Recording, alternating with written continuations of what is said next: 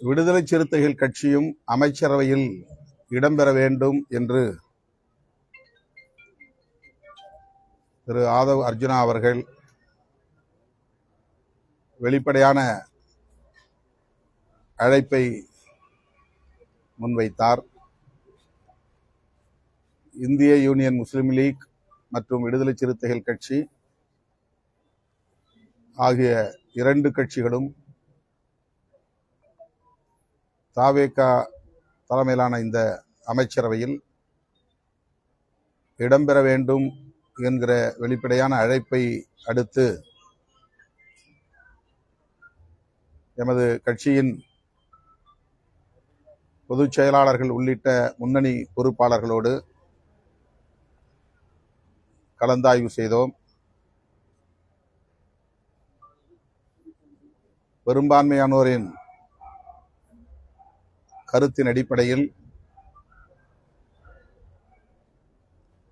இந்த அமைச்சரவையில் இடம்பெறுவது என்கிற முடிவை எடுத்திருக்கிறோம். வன்னியரசு, ஜோதிமணி ஆகிய இரண்டு சட்டமன்ற உறுப்பினர்களில் வன்னியரசு அவர்களின் பெயரை பரிந்துரைப்பதென்று முடிவெடுத்திருக்கிறோம். அவ்வளவுதான் செய்தி.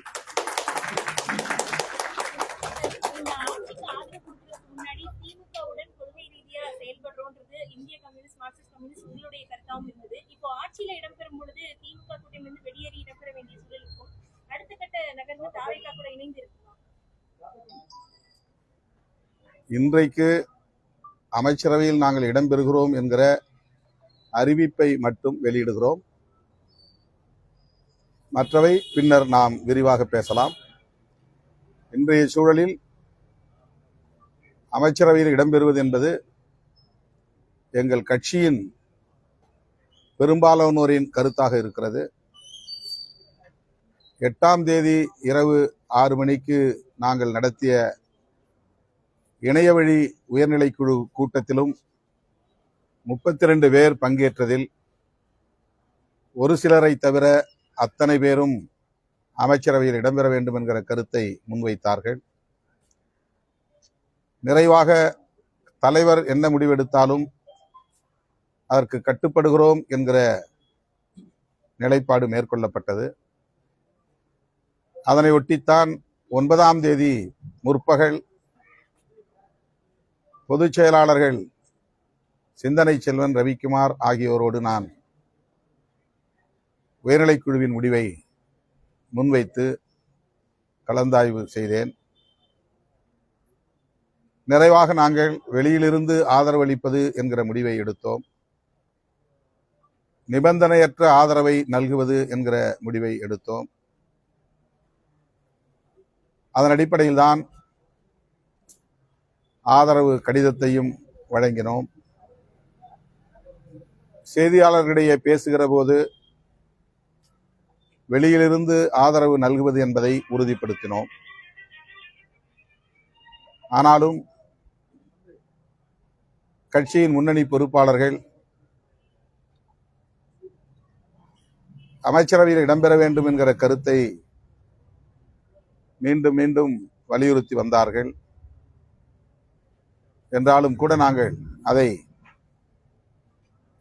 மீளாய்வுக்கு எடுத்துக்கொள்ளவில்லை. இந்த சூழலில்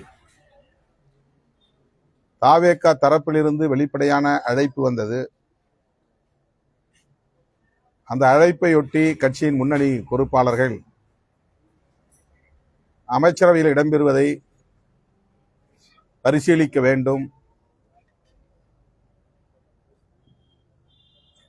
கூட்டணி ஆட்சி முறையை தமிழகத்தில் கொண்டு வர வேண்டும் என்கிற கருத்தை முன்மொழிந்த இயக்கம் முதல் இயக்கம் விடுதலை சிறுத்தைகள் கட்சி. 1999 மூப்பனார் அவர்களோடு நாங்கள் தேர்தல் அரசியலில் அடியெடுத்து வைத்த போது முன்வைத்த முழக்கம் ஆட்சியிலும் பங்கு, அதிகாரத்திலும் பங்கு என்பதாகும். ஆகவே தமிழக அரசியல் வரலாற்றில் முதல் முறையாக கூட்டணி ஆட்சி முறை என்பது அறிமுகமாகிறது. எனவே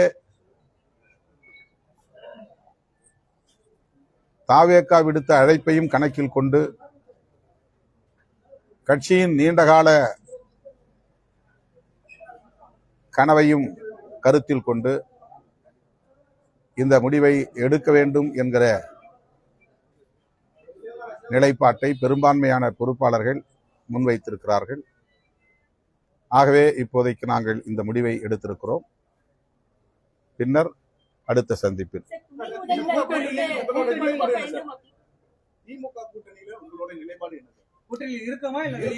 இதெல்லாம் நான் நாளைக்கோ நாளை மறுநாளும் உங்களை அழைத்து பேசுவேன். இது நான் அழைக்காம நீங்க வந்திருக்கிறீங்க, உங்களுக்கு தகவல் கொடுத்திருக்கிறோம்.